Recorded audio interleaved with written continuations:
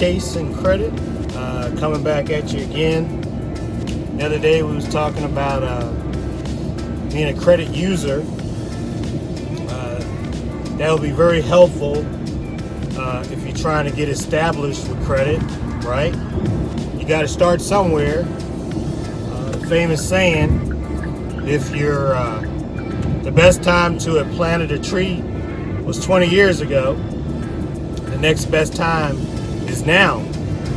So today we're going to talk about understanding your credit card. So let's just say, talking about the same, you're trying to get established with a credit card or credit, right? So again, you got to start somewhere. So a good place to start is a secured credit card, because a secured credit card on your credit report doesn't say secured, right? It wouldn't list that. But what it would show is a credit card, right? Which is revolving credit.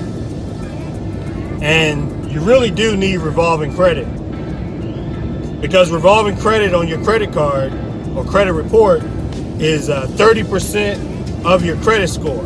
So they would so you would see that whole $5,000 basically gone, and it would show up, and your utilization on your credit report would basically show up as probably 99%.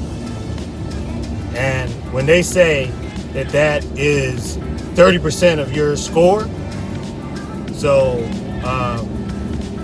that could probably drive down your score as much as I'm not for sure, but it could drive it down pretty good. I don't know, maybe 80 points, maybe 50 points, maybe 100 points. I mean, they got their own scoring system, but I can tell you this much: it wouldn't do your score really good. So when they say it affects your score or positively affects your score at 30%, you might want to take that consideration, right? So their rule of thumb is to keep it under 30%. So if that's their rule of thumb, to keep it under 30%, then you might want to keep it way under 30%, right? To really help your score, especially if you're trying to establish credit, right? That would only make sense. So, but when it comes to a secured card, highly likely you're not getting a card and putting $5,000 in an account and saying, hey, here's $5,000. I want a secured card for $5,000. So usually the average person is open up a secured account with, like, say, $500. So if that's the case, then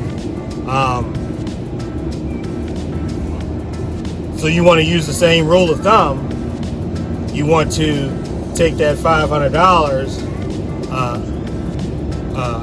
availability, and you want to keep that card availability, that usage, below 30%. So simple math, 10% is $50. So that means don't charge up any more than $50, especially while you're trying to build your credit. So that means keep it below 10%, right? That means,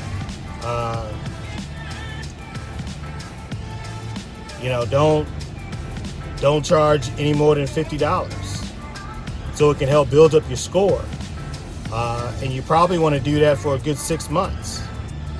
So here we are talking about personal credit. So what that got to do with business credit? Well, it's got a lot to do with business credit, because at the same time that you're trying to do this for your personal credit, at the same time you're working to build up your business credit. So you're really killing two birds with one stone.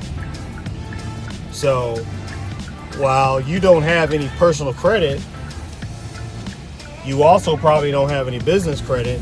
So you want to be doing the same for your business credit, right? You want to be going out there and trying to get some 30-day net accounts for your you want to go for your business that would allow you to pay it back way less than 30 days, probably way less than 15 days, so it can report to your to the credit bureaus like DNB, Experian, Equifax, that shows that you can pay your payments on time. And then what that does, it'll show that you can manage your business bills, or you as the CEO can manage his bills on time, and that's showing you a good steward.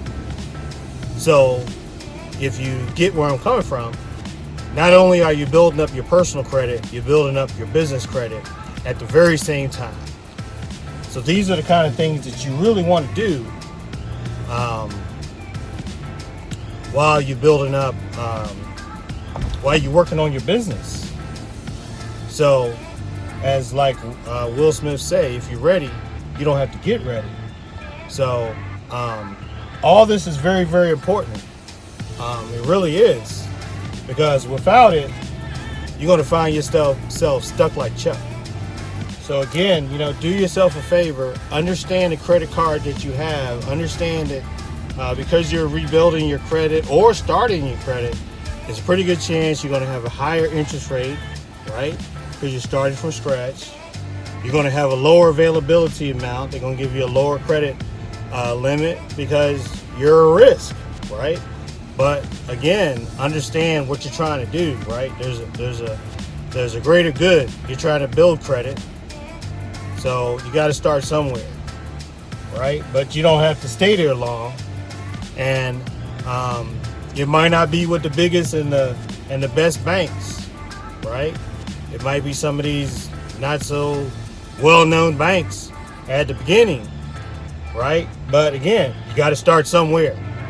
So start somewhere, right? And work your way up, and all that's going to do is get you in a position, right, and build that history, build that credibility, where you will be able to end up with the bigger and the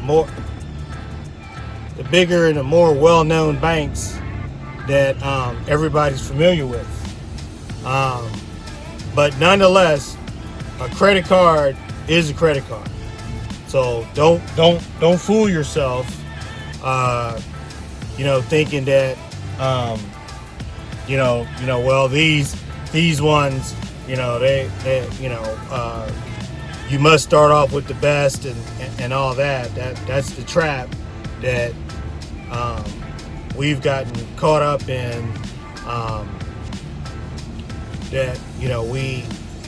Where we got to start, or so if we don't get the ones that we want, then maybe we won't start anywhere.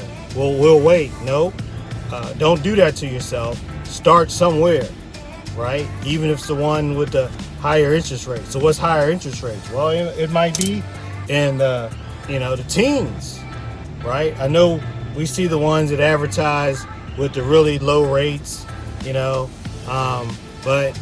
those are for the as they call it, the greatly approved, right? But we're not there yet, right? It's going to take a minute to get there. So wait till you get there before you be one of the ones that actually get that really good interest rate. But if you're not there yet, then don't hurt yourself, or don't put the brakes on your own success, right? Start somewhere and get going. So I'm glad I was able to share this information with you, and I'm glad you was able to take it in. But again, start somewhere, right? Start somewhere, and get going. So I want to bring it to an end. I guess enough talking about credit cards for one session, but I think we get how important they are, especially if you're either building your credit, rebuilding your credit, or you have credit. So get out there today, be chasing that credit, make an impression, let the creditors know, hey, I got things to do, people to see, and credit to chase, right? So thank you for spending this time with me. Don't forget to put your best foot forward, and we'll talk to you soon, probably tomorrow. Take care now.